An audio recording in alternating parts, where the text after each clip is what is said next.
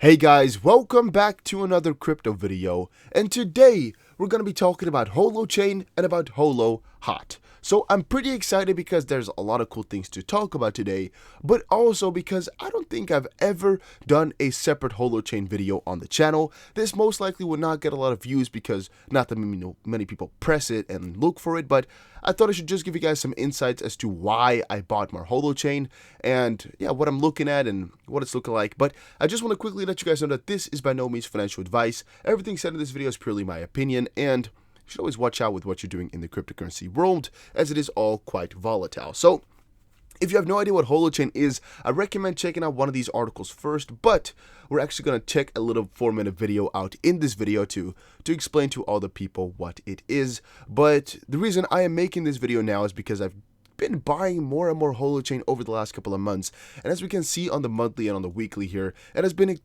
performing extremely good, and that also means that I got some gains, and I thought it would be pretty nice to showcase to you guys what I've been looking at. So let's start out here though by showcasing to you guys what HoloChain is and what HOLO is, why they're different, and a little bit of those things. So let's watch this video. So there's a lot of excitement about blockchain right now, and what's great about blockchain is that it has separated data integrity from data security, meaning you don't have to keep data locked up behind a wall. You can actually spread it among many people and they can't tamper with it. And you can operate different types of agreements, systems, smart contracts, applications in that space and make sure that everybody's following the rules. A lot of people have started to see how this might be able to shift some of the dynamics, in particular power dynamics in our systems, where, for example, for a currency, you could technically have currencies that we all could participate in and issue rather than that being something central to bankers or governments.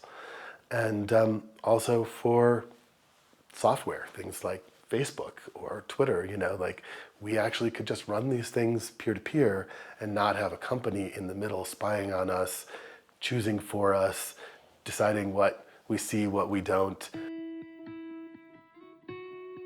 Blockchain is a hash chain of blocks of transactions, and all of the nodes that are participating in it have to synchronize one chain. They have to end up with one global ledger, which means essentially everybody has to do all of the work. So there's a fundamental scalability problem. It doesn't actually get more efficient as you add more nodes. It gets less efficient.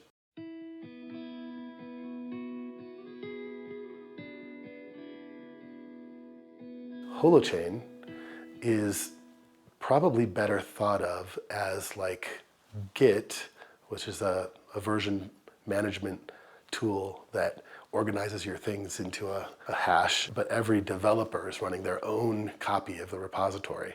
In HoloChain, every node has its own chain, its own source chain, and all of the changes that it contributes to the system are signed to its chain and then shared to a sort of distributed GitHub, if you will. But it's a DHT, which is the technology that BitTorrent uses, for example. And so this isn't a new technology. None of the parts of this is new. It's the combination that is. And in part, what makes the DHT so different is that it's a validating DHT. It's sharded as well, which we've been sharding DHTs for a while. People have been trying to shard blockchains and haven't really figured out a good way to do that yet, but there's a lot of people very hopeful about that direction. So you can shard it, break it into pieces, and then the nodes that end up with the data, having to store this piece of data, actually validate that data. They request, they validate it against the source chains who published it. So they make sure it was signed to that person's chain and that it followed the rules in producing it. So for example, if it's a currency, that you had the credits you were spending. When people know blockchain, if they really understand the technology, they sometimes have a hard time kind of inverting the thinking because you're doing the signed chain part at the edges instead of at the center. And the center is an eventually consistent monotonic distributed hash table.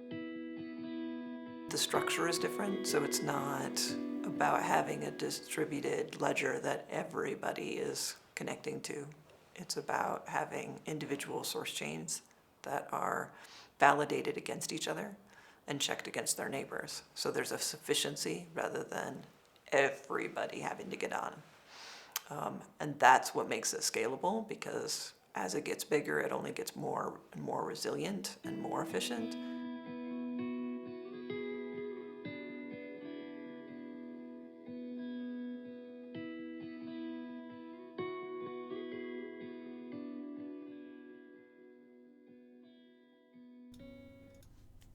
So yeah, that was definitely an interesting video to watch already. But now I guess you guys have a little bit of a basic knowledge as to how HoloChain works to its easiest form. But if we continue on, here's HoloChain explained simply. And if we scroll down a little bit, you'll find tons of information about HoloChain and why it's so important, why it's so cool. But one thing I should mention ton upon time is that HoloChain, as we know it, is not Holo, the coin that you're buying.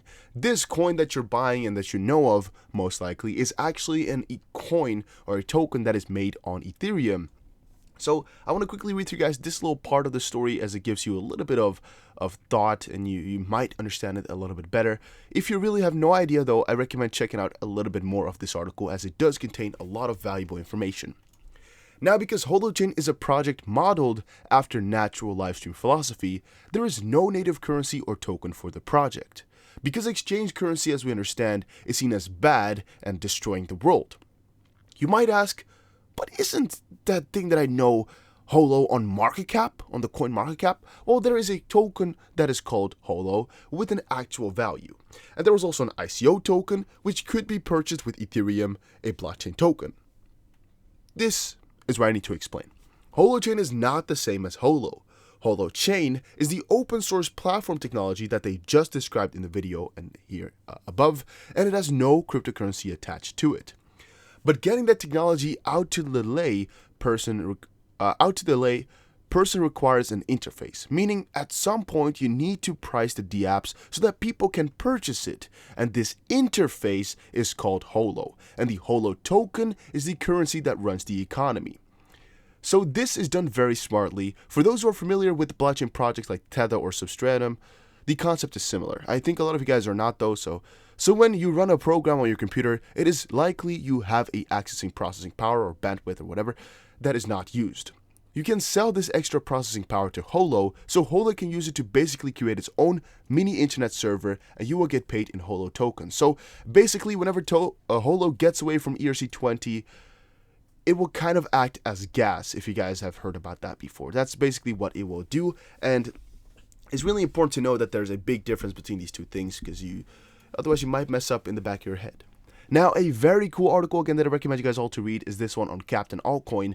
HoloChain price prediction for 2019 and beyond needs to smash the 23 to 30 or 24 stat resistance for a real bull run mid-May update. And this article here just really blew away my mind by having so much information about everything that you need to know about HOLO that I just kind of derped out. There was so much to see here, and there's so much to read about. I just found it really astonishing and quite amazing, to be frank. It answered almost all of the questions that I still had laying around. This article also did a very, very good job, but this is a little bit more technical even, and here were just a little bit more of the price types of talks, which is also very, very nice to see or hear about. Roadmap rescheduling and current status, lack of exchange listing for hot token could be a problem, and 2018 recap, HoloChain intro, everything here is so amazing to see and so amazing to talk about. But I would like to know from you guys, would you like me to cover more of these coins like HOLO on my channel or not? I'm definitely quite interested. But also, guys, for this video, you can again win $50 worth of crypto. If you watched this far, make sure you smash that like button, because if we can hit 250 likes in 24 hours, you can win $50 worth of crypto. So as I said before, this article is amazing. I had it open by accident twice. You should check it out. HOLO hot price analysis, HOLO's bullish path you can't afford to miss. This is again something I tell you guys a lot about, is that you should have a little bit of FOMO that's left in you. Reason that being is that if you don't invest into any coins because you don't FOMO, you don't have a fear of missing out, you're not going to be invested into any coins, and you might in the end have actually very, very big regrets, because a lot of these coins, like you can see now, do good. All right, even though the general market might turn around, some coins keep continuing gaining and keep popping off, as we can see with HOLO. And I actually wanted to make this video 3 days ago. Too bad I didn't get it done though, because then most likely a lot of you guys would have also had like 30 to 40% increase in balance already, which would have been amazing to see. But I'm sorry guys, I can't do everything in this short time frame. But a few reasons as to why I buying HOLO is because my strategy as to how I'm trading and what I look for in a coin keeps pointing me towards this coin.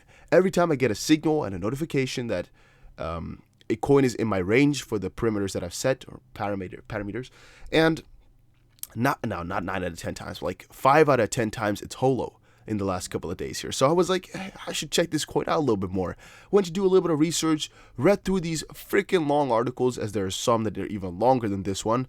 And this one actually deserves more votes, but I don't think I have any value on Steam. This is Steam it. Can I upvote it? There we go. It was a good ass article, so it does deserve it. And this one as well. But the more I kept reading into it, the more I decided that this is something that I like. But hopefully you guys already got a good idea of what HOLO is about because of this video. Analysis of active addresses for Bitcoin, XRP, Dash, and Dogecoin see major growth. I wanted to quickly actually talk about some other coins in this video as well, but I think we're going to leave Dash for another video that's coming out later today, possibly.